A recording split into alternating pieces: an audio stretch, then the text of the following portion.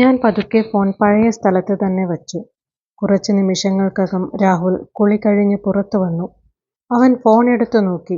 ഒന്നും സംഭവിച്ചിട്ടില്ലെന്ന പോലെ സാധാരണയായി പെരുമാറി. അവൻ ഒന്നും ചോദിച്ചില്ല. ഞാനും ഒന്നും ചോദിച്ചില്ല. രാഹുൽ എന്നെ സ്നേഹിക്കുന്നവനാണ്. ഞങ്ങളുടെ വിവാഹം കഴിഞ്ഞിട്ട് 2 വർഷമായി. അവൻ ഒരിക്കലും എന്നെ വഞ്ചിക്കില്ല. ഞാൻ വീണ്ടും വീണ്ടും എന്നെ തന്നെ ആശ്വസിപ്പിച്ചു. പക്ഷേ എത്ര ശ്രമിച്ചിട്ടും ആ ഒരു മെസ്സേജ് മാത്രം എൻ്റെ മനസ്സിൽ നിന്ന് മാഞ്ഞില്ല.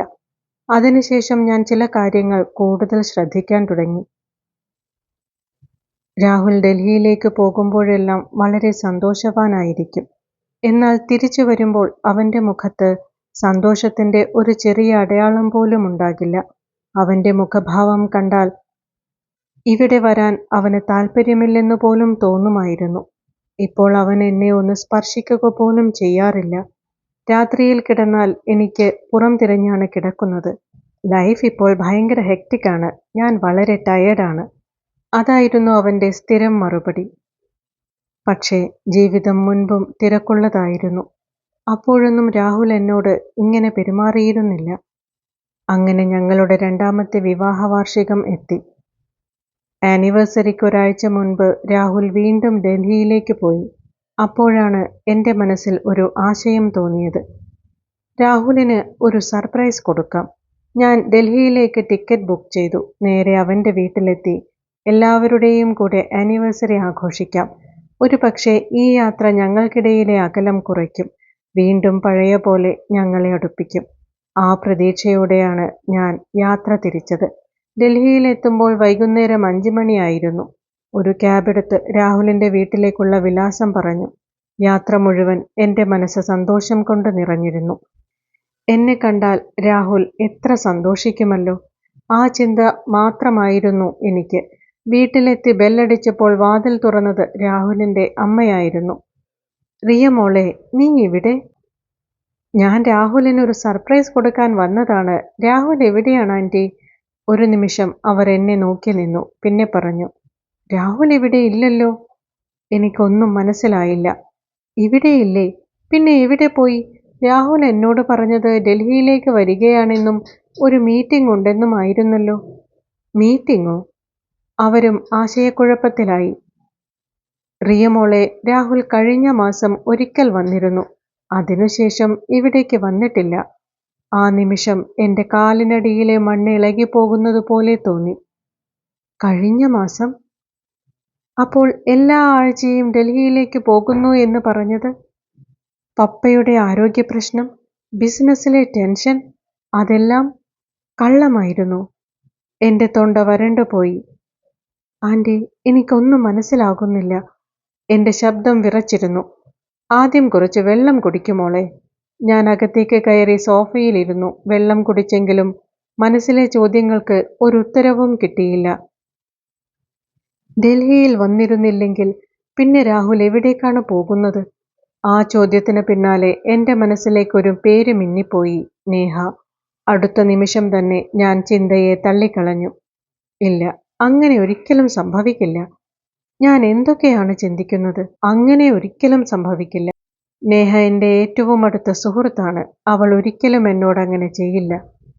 പക്ഷേ വിവാഹത്തിനു മുമ്പ് കിച്ചണിൽ ഞാൻ കണ്ട ആ കാഴ്ച, ഫോണിലൂടെ കേട്ട ആ പുരുഷ ശബ്ദം, രാഹുലിൻ്റെ ഫോണിൽ വന്ന "I miss you, call me later" എന്ന മെസ്സേജ്, ഓരോ സംഭവവും പതിയെ പതിയെ തമ്മിൽ ബന്ധപ്പെടുന്നത് പോലെ തോന്നി.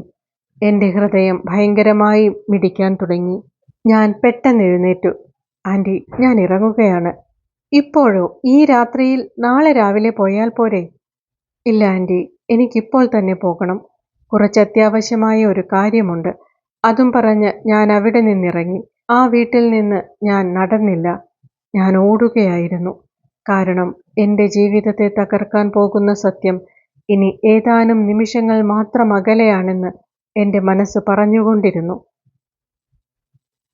ജീവിതം വീണ്ടും വീണ്ടും പഠിപ്പിക്കുന്നത് ഒന്ന് മാത്രം: ആരെയും ഒന്നിനെയും വിശ്വസിക്കരുത്. ഞാൻ പുറത്തേക്കിറങ്ങി. മരവിച്ച വിരലുകൾ കൊണ്ട് എങ്ങനെയോ ഒരു ഊബർ ബുക്ക് ചെയ്തു. മനസ്സിൽ ഒരേയൊരു ലക്ഷ്യം മാത്രം: നേഹയുടെ വീട്, ദ്വാരക. ക്യാബിൽ കയറിയപ്പോൾ മൊബൈൽ സ്ക്രീനിൽ തെളിഞ്ഞത് 42 മിനിറ്റ്. പക്ഷേ ആ 42 മിനിറ്റുകൾ എനിക്ക് 42 മണിക്കൂറുകൾ പോലെ തോന്നി.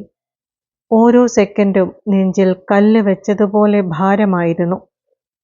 ആ യാത്ര മുഴുവൻ ഞാൻ എന്നെത്തന്നെ ആശ്വസിപ്പിക്കാൻ ശ്രമിച്ചു. നിനക്ക് തെറ്റുപറ്റിയതാകാം. ഒരുപക്ഷേ രാഹുൽ മറ്റേതെങ്കിലും സുഹൃത്തിൻ്റെ വീട്ടിലായിരിക്കും. ഒരുപക്ഷേ ഇതെല്ലാം ഒരു തെറ്റിദ്ധാരണ മാത്രമായിരിക്കും. എല്ലാം പഴയതുപോലെ നോർമലാകാം. പക്ഷേ മനസ്സിനെ വഞ്ചിക്കാൻ കഴിഞ്ഞാലും ഹൃദയത്തെ വഞ്ചിക്കാൻ കഴിഞ്ഞില്ല. എൻ്റെ ഉള്ളിൽ എവിടെയോ ഒരു ശബ്ദം പറയുന്നുണ്ടായിരുന്നു, എന്തോ ഒന്ന് ഇന്ന് തകരാൻ പോകുകയാണ്. ഒരിക്കലും പഴയ പോലെ കൂട്ടിച്ചേർക്കാൻ കഴിയാത്ത വിധം. അവസാനം ദ്വാരകയിലെ സ്നേഹ താമസിക്കുന്ന അപ്പാർട്ട്മെന്റിലെത്തി. വിറയുന്ന കാലുകളോടെ ഞാൻ ലിഫ്റ്റിൽ കയറി. 2ാം നിലയിൽ ഇറങ്ങി. ഫ്ലാറ്റ് നമ്പർ 30ന്റെ മുന്നിലെത്തി നിന്നു. എൻ്റെ ഹൃദയം നിയന്ത്രണം വിട്ട് മിടിക്കുകയായിരുന്നു. ആ മിടിപ്പ് എനിക്ക് തന്നെ വ്യക്തമായി കേൾക്കാമായിരുന്നു. വിറയുന്ന കൈകൊണ്ട് ഞാൻ കോളിംഗ് ബെൽ അമർത്തി. ഒരു തവണ അല്ല, പല തവണ. ബെൽ മുഴങ്ങുന്നതിന് മുമ്പേ തന്നെ ഫ്ലാറ്റിനുള്ളിൽ നിന്ന് ഒരു ചിരി കേട്ടു. ഒരു പെൺകുട്ടിയുടെ ചിരി. നേഹയുടെ ശബ്ദം. അതിന് പിന്നാലെ ഒരു പുരുഷന്റെ ശബ്ദവും. പതുക്കെയായിരുന്നു, പക്ഷേ ഓരോ വാക്കും വ്യക്തമായി എൻ്റെ കാതുകളിൽ പതിച്ചു. ബേബി, ഞാൻ ഇന്ന് പോകുന്നില്ല, നാളെ പോകാം. ആ ശബ്ദം കേട്ട നിമിഷം എൻ്റെ ലോകം നിശ്ചലമായി. അത് മറ്റാരുടേതുമായിരുന്നില്ല. അത് എൻ്റെ ഭർത്താവ് രാഹുലിൻ്റെ ശബ്ദമായിരുന്നു. അവളെ ബേബി എന്ന് വിളിക്കുന്നു. പെട്ടെന്ന് എൻ്റെ കൈകൾ വിറച്ചു. കയ്യിൽ നിന്ന് ഫോൺ താഴെ വീണു. ശബ്ദം കേട്ട് നേഹ ചോദിച്ചു, ആരാണ് അവിടെ? ഞാൻ പ്രതികരിച്ചില്ല. ഞാൻ വീണ്ടും വീണ്ടും കോളിംഗ് ബെല്ലിൽ വിരലമർത്തി. അല്പനേരം കഴിഞ്ഞ് വാതിൽ പതിയെ തുറന്നു. മുന്നിൽ നേഹ. ചുണ്ടിലെ ലിപ്സ്റ്റിക് സ്മാഷ്ഡ്. മുടിയഴിഞ്ഞ് ചുമലിലേക്ക് വീണു കിടക്കുന്നു. എന്നെ കണ്ട നിമിഷം അവളുടെ മുഖത്തെ നിറം മാഞ്ഞു. കണ്ണുകളിൽ ഭയവും കുറ്റബോധവും ഒരുമിച്ച് തെളിഞ്ഞു. ആരാണ് ബേബി? പിന്നിൽ നിന്ന് രാഹുലിൻ്റെ ശബ്ദം. ആ ഒരു വാക്ക് കേട്ടപ്പോൾ തന്നെ എൻ്റെ ഹൃദയം നിന്നുപോയതുപോലെ തോന്നി. രാഹുൽ നടന്ന് വാതിലിനരികിലെത്തി. എന്നെ കണ്ട നിമിഷം അവനും മരവിച്ചുപോയി. റിയ. അവൻ്റെ ദേഹത്ത് ഷർട്ട് ഉണ്ടായിരുന്നില്ല. അരയിൽ ബെൽറ്റ് അഴിഞ്ഞ് തൂങ്ങിക്കിടക്കുകയായിരുന്നു. ആ കാഴ്ച ഒരൊറ്റ നിമിഷം കൊണ്ട് എൻ്റെ ജീവിതത്തെ രണ്ടായി മുറിച്ചു. എൻ്റെ രാഹുൽ, ജീവനേക്കാൾ കൂടുതൽ ഞാൻ സ്നേഹിച്ച മനുഷ്യൻ, ഞങ്ങളുടെ വിവാഹത്തിൻ്റെ 2ാം വാർഷിക ദിനത്തിൽ എൻ്റെ ഏറ്റവും അടുത്ത സുഹൃത്തിനൊപ്പം. ആ നിമിഷം എൻ്റെ ലോകം തകർന്നു തരിപ്പണമായതായി എനിക്ക് തോന്നി. ഞാൻ ശ്വസിക്കുന്നുണ്ടോ, നിൽക്കുകയാണോ, വീഴുകയാണോ എന്നുപോലും എനിക്കറിയില്ലായിരുന്നു. റിയ, നീ ഉദ്ദേശിക്കുന്നത് പോലെ ഒന്നുമില്ല. പ്ലീസ്, ഞങ്ങളെ തെറ്റിദ്ധരിക്കരുത്. ഞങ്ങൾ ജസ്റ്റ് ഫ്രണ്ട്സ് മാത്രമാണ്. രാഹുലും നേഹയും ഒരേ സമയം പറഞ്ഞുകൊണ്ടിരുന്നു. പക്ഷേ അവരുടെ ശബ്ദങ്ങൾ എൻ്റെ ചെവിയിൽ എത്തുന്നുണ്ടായിരുന്നില്ല. എൻ്റെ കണ്ണുകൾ അവരിൽ മാത്രം തറച്ചു നിന്നു. വിശ്വാസം തകർന്നാൽ ശബ്ദമുണ്ടാകില്ല. പക്ഷേ അതിൻ്റെ ആഘാതം ഒരു മനുഷ്യൻ്റെ ഉള്ളിലെ ഓരോ സ്വപ്നവും, ഓരോ ഓർമ്മയും, ഓരോ പ്രതീക്ഷയും നിശബ്ദമായി തകർത്തു കളയും. ആ നിമിഷം ഞാൻ വെറുതെ അവരെ നോക്കി നിന്നു. കരയാൻ പോലും കഴിഞ്ഞില്ല, സംസാരിക്കാൻ പോലും കഴിഞ്ഞില്ല. എൻ്റെ മുന്നിൽ നിന്നിരുന്നത് 2 മനുഷ്യരല്ലായിരുന്നു. എൻ്റെ ജീവിതത്തിലെ ഏറ്റവും വലിയ 2 വിശ്വാസവഞ്ചകരായിരുന്നു. ഒരു മനുഷ്യൻ്റെ ഹൃദയം തകരുമ്പോൾ വലിയ ശബ്ദമുണ്ടാകില്ല. പക്ഷേ ആ നിശബ്ദത ജീവിതകാലം മുഴുവൻ ഉള്ളിൽ മുഴങ്ങിക്കൊണ്ടിരിക്കും. പെട്ടെന്ന് എൻ്റെ കൺമുന്നിൽ ഇരുട്ട് പരക്കാൻ തുടങ്ങി. എല്ലാം മങ്ങിപ്പോയി. രാഹുലും നേഹയും വളരെ ദൂരത്തേക്ക് അകന്നു പോകുന്നതുപോലെ തോന്നി. അവരുടെ മുഖങ്ങൾ പോലും എനിക്ക് വ്യക്തമല്ലാതായി. പിന്നെ ഞാൻ താഴേക്ക് വീണു. കണ്ണു തുറന്നപ്പോൾ ഞാൻ പരിചയമില്ലാത്ത ഒരു മുറിയിലായിരുന്നു. വെളുത്ത ചുമരുകൾ, വെളുത്ത സീലിംഗ്, മൂക്കിലേക്ക് മരുന്നിന്റെ ഗന്ധം. ഒരു നിമിഷം കൊണ്ട് തന്നെ എനിക്ക് മനസ്സിലായി, ഹോസ്പിറ്റൽ. ഞാൻ പതിയെ തല തിരിച്ചു. എന്റെ അരികിൽ മമ്മി ഇരിക്കുകയായിരുന്നു. ആ കണ്ണുകൾ ചുവന്നിരുന്നു. രാത്രി മുഴുവൻ കരഞ്ഞതുപോലുള്ള കണ്ണുകൾ. മമ്മി, ഞാൻ പതിഞ്ഞ ശബ്ദത്തിൽ വിളിച്ചു. മമ്മി ഉടനെ എന്റെ കയ്യിൽ പിടിച്ചു. മോളെ, ഡോക്ടർ പറഞ്ഞത് ലോ BP കാരണം ബോധം പോയതാണെന്നാണ്. ശരീരം ആകെ വീക്കാണ്. ഒന്നും ശരിയായി കഴിച്ചിട്ടില്ലല്ലോ. അവർ പറഞ്ഞുകൊണ്ടിരിക്കുമ്പോൾ എന്റെ ഓർമ്മകൾ ഒന്നൊന്നായി തിരികെ വന്നു. നേഹയുടെ ഫ്ലാറ്റ്, ചുവന്ന നൈറ്റി, രാഹുലിന്റെ ഷർട്ടില്ലാത്ത ശരീരം. രാഹുൽ, രാഹുൽ. ആ പേര് എന്റെ ചുണ്ടിൽ നിന്ന് പുറത്തു വന്ന നിമിഷം തന്നെ മമ്മിയുടെ മുഖം മാറി. ആ കണ്ണുകളിൽ സങ്കടം മാത്രമല്ലായിരുന്നു, ദേഷ്യവും അപമാനവും വേദനയും വെറുപ്പും എല്ലാം ഉണ്ടായിരുന്നു. എനിക്കെല്ലാം അറിയാം. വളരെ ശാന്തമായ ശബ്ദത്തിലായിരുന്നു മമ്മി അത് പറഞ്ഞത്. രാഹുലിന്റെ പപ്പയാണ് വിളിച്ചത്. അദ്ദേഹം എല്ലാം പറഞ്ഞു. എന്താണ് പറഞ്ഞത്?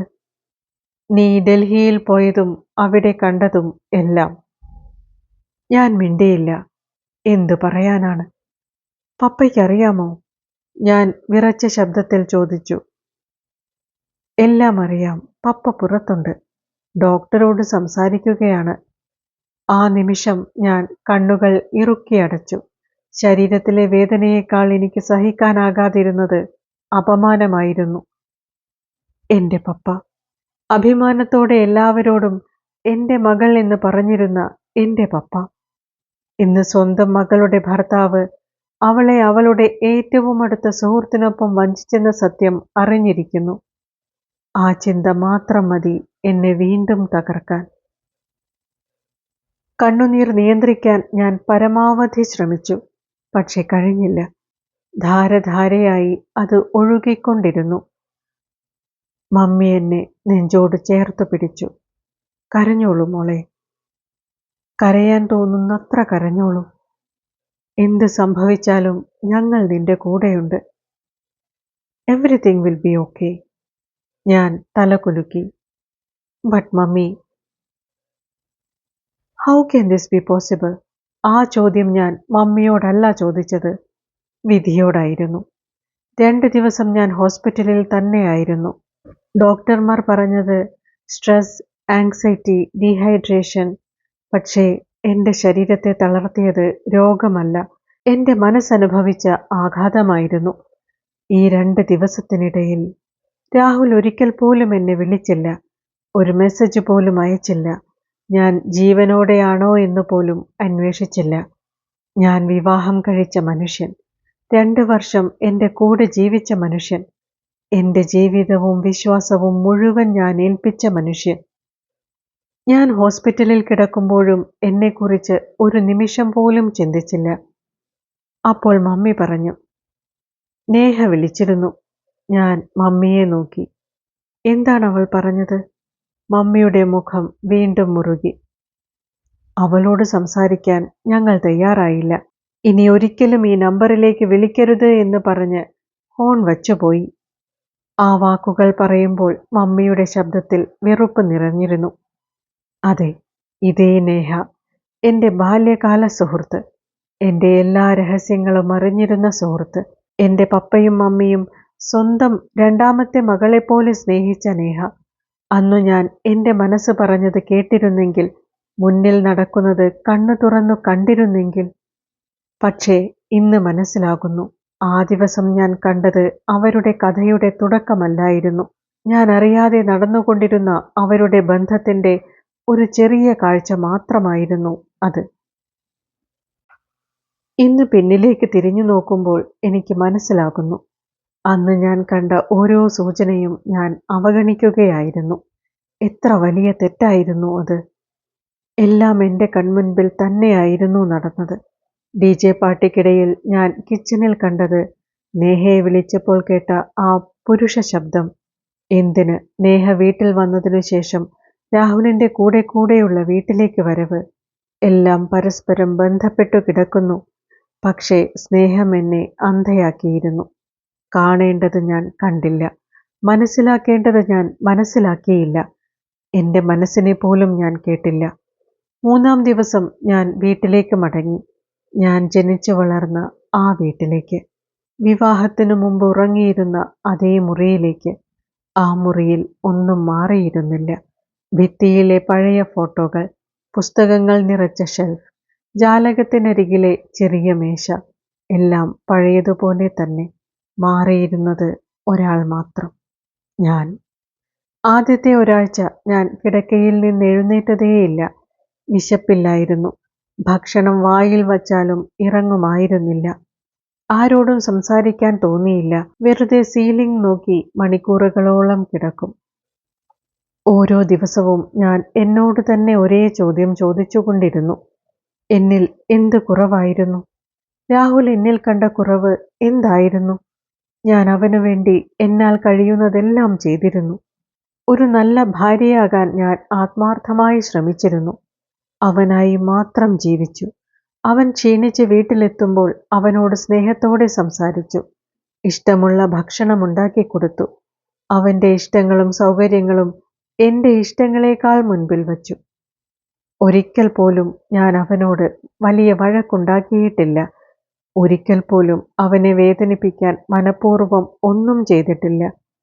ഒരിക്കൽ പോലും പരാതികളുമായി അവൻ്റെ മുന്നിൽ നിന്നിട്ടില്ല. എന്നിട്ടും എന്തുകൊണ്ട്? ആ ചോദ്യം എന്നെ ഓരോ നിമിഷവും ഉള്ളിൽ നിന്ന് കാർന്നു തിന്നുകൊണ്ടിരുന്നു. പിന്നെ നേഹ, എൻ്റെ ഏറ്റവും അടുത്ത സുഹൃത്ത്. അവൾ എന്തിനാണ് എന്നോടിങ്ങനെ ചെയ്തത്? അവൾ സുന്ദരിയായിരുന്നു, ബുദ്ധിയുള്ളവളായിരുന്നു, നല്ല ജോലിയുണ്ടായിരുന്നു. അവൾക്കിഷ്ടപ്പെട്ടാൽ ആരെയും ജീവിത പങ്കാളിയാക്കാൻ കഴിയുമായിരുന്നു. പിന്നെ എൻ്റെ ജീവിതം തന്നെ അവൾ തിരഞ്ഞെടുത്തത് തകർക്കാൻ? എൻ്റെ ഭർത്താവിനെ തന്നെ എന്തിന്? എൻ്റെ വിശ്വാസത്തെ തന്നെ എന്തിന്? ആ ചോദ്യങ്ങൾക്കൊന്നും എനിക്ക് ഉത്തരമില്ലായിരുന്നു. ഓരോ ദിവസവും ഞാൻ കൂടുതൽ തകർന്നുകൊണ്ടിരിക്കുകയായിരുന്നു. ഒരാഴ്ച കഴിഞ്ഞപ്പോൾ എൻ്റെ മുറിയുടെ വാതിൽ പതിയെ തുറന്ന് ആരോ അകത്തേക്ക് വന്നു.